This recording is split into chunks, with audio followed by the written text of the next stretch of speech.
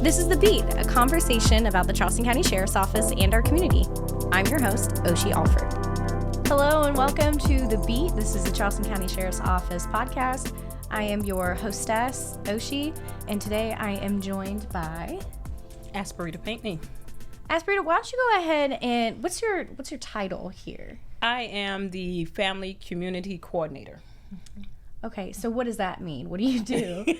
So what that actually means is I work at the Juvenile Detention Center. Mm-hmm. I'm actually the liaison between the solicitor's office, the judges, DJJ, and the parents. So I work closely with the parents and the children in regards to court. I attend court hearings. Mm-hmm. I also do home visits with the children. What brought you here to the Sheriff's Office? Actually, I have a background working with Department of Social Services. Okay. I've been working with DSS for 18 years.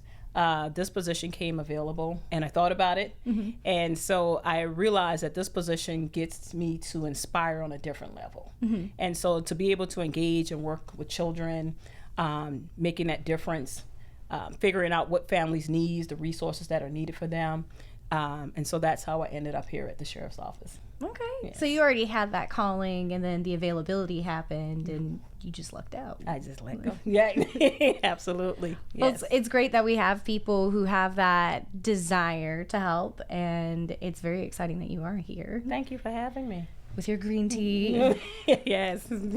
So what age range do you have that you work with most often? Do you have one in particular, or is it just kind of... It varies and it fluctuates. Mm-hmm. We have kids that start at the age of 13 and then 17.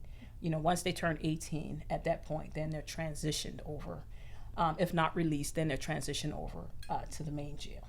Okay. Yes. So what do you think is the most common problem that you see that you help work on? I think probably the most common problem is resources. Mm-hmm. Just finding resources for the families and the children. You know, once they're released, just allowing those families to be able to, like a friendly handoff to another agency and say, hey, can you continue to work with this family? Because I think a lot of times what I find is families looking for mentorship. They're looking for people who can assist them in mentoring.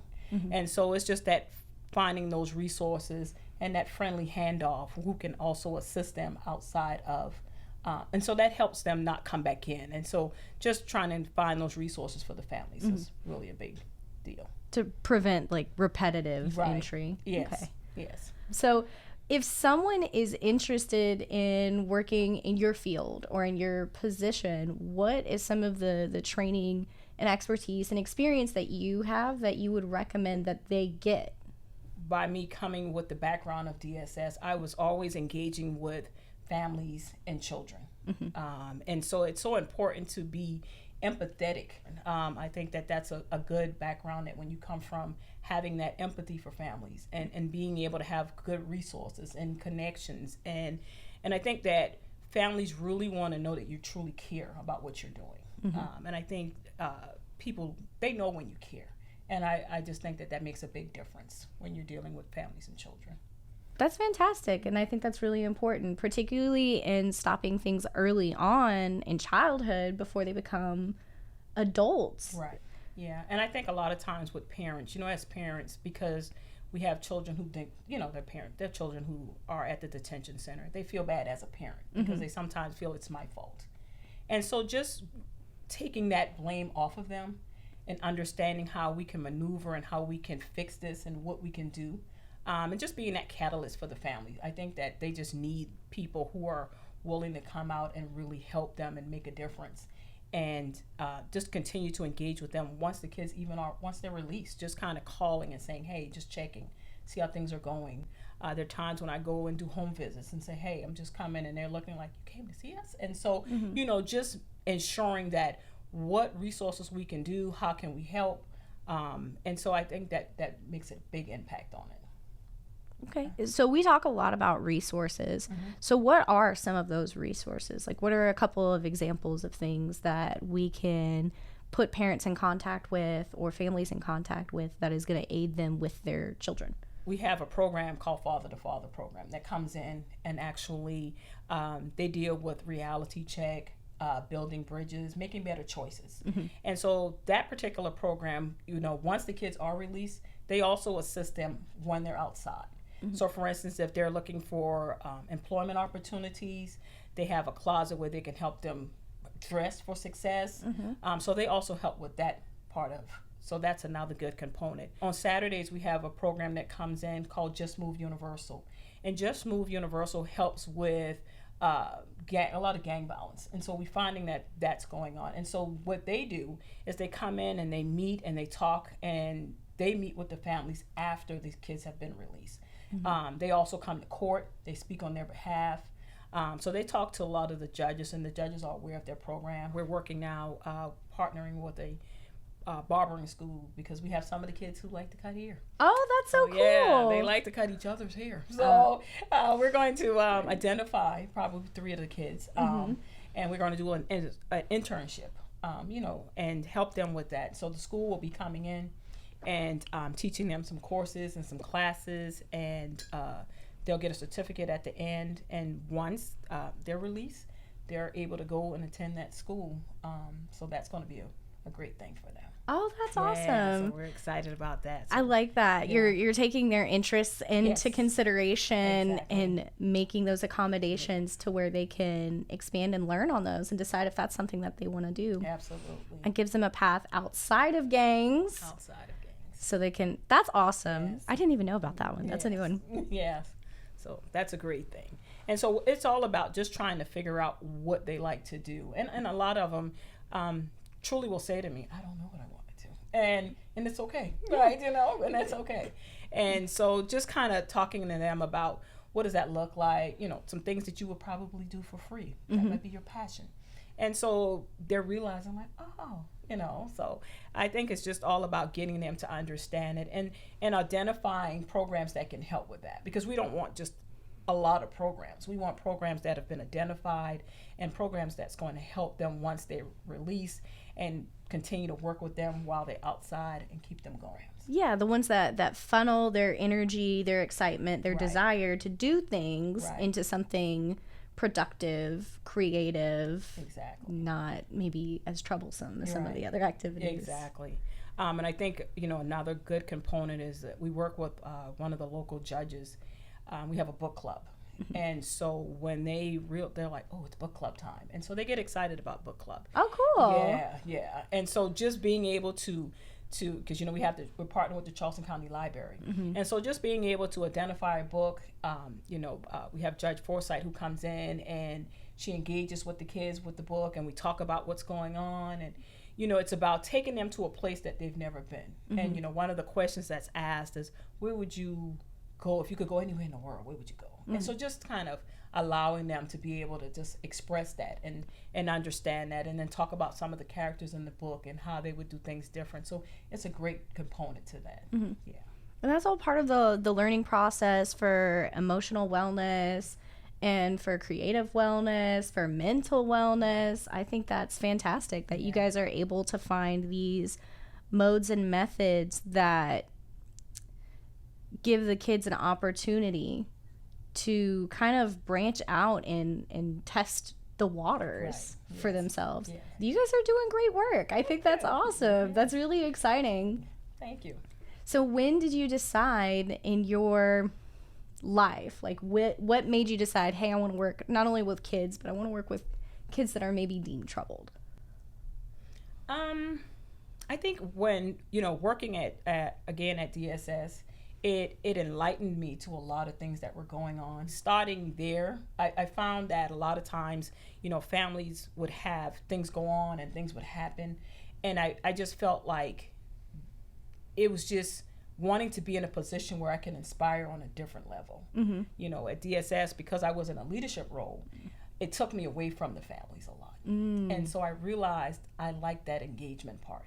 And so when this position came available, and I was able to kind of build it and do it the way I wanted to do and tweak it and kind of talk with my command staff. So it was great to kind of come in and be able to just, again, inspire families and children on a different level and understand that this is not the end all be all.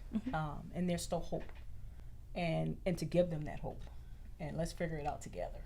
And so that's the part. That's good to have that support. So how long have you been with us here? I've been with the sheriff's office for a year.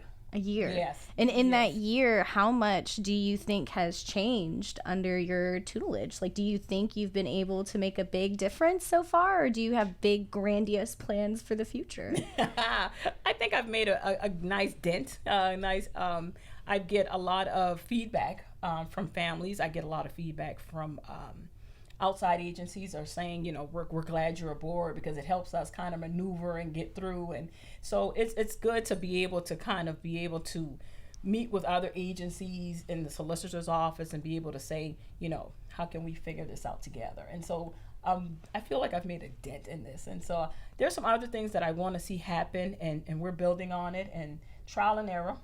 But I think that we got some great plans in the future. That's great. And I can see in you have this passion, you have this desire. Let's reflect a little bit. Do you have a particular success story or a child that maybe touched your heart and that you were able to make a difference for them and you saw it out through like the long run and you know that they're doing well now? I had a family, mother, of course, her son was at the detention center, and she had a house fire, and it was very hard for her and his siblings. And so being able to kind of talk to mom and figure out what needs to happen next, we were able to get her on housing. She was able to start all over again, and so it was just great to see her, and she still keeps in touch. And so it was great just to see her kind of go through that process, and I was able to come in and help as much as I could with that. So if we know that there's these resources and people who care, right, it's really nice to have that to fall back on. Yes. Is there anything that you would want to tell any parents or maybe families or kids that feel like they're at their wits' end? Like, what would be some advice or recommendations that you would give them? Before you get to your wits' end, if there's anything or any services that's out there that you feel your child may need, just take that time and that opportunity to research and find those programs.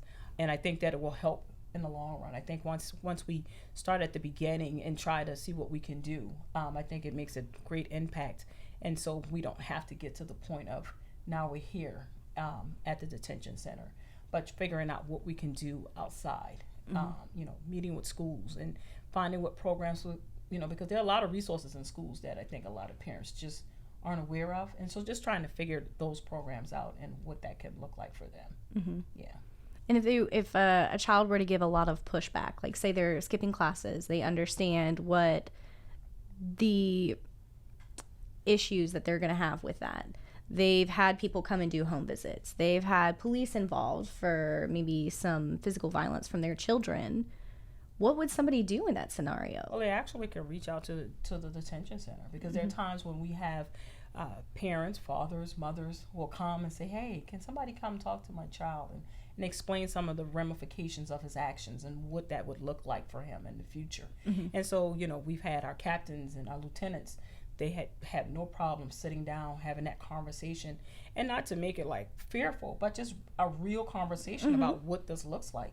And I think that makes a big impact. And, we'll have those parents follow up and we're like, oh, that made a difference. That's good. It's good to know that you can reach out before everything gets out of hand. Yeah. Well, thank you so much for coming in today and talking to me a little bit more about what you do in particular with CCSO. And I'm very excited to see what the future holds for our juveniles and for the families, particularly with you involved in it. Well, thank you so much for having me. It's been a pleasure speaking with you. You're so sweet. Thank you. This has been The Beat, a conversation about the Charleston County Sheriff's Office and our community. I'm your host, Oshi Alford. Look for future episodes by following the Charleston County Sheriff's Office on Facebook, YouTube, or wherever you get your podcasts.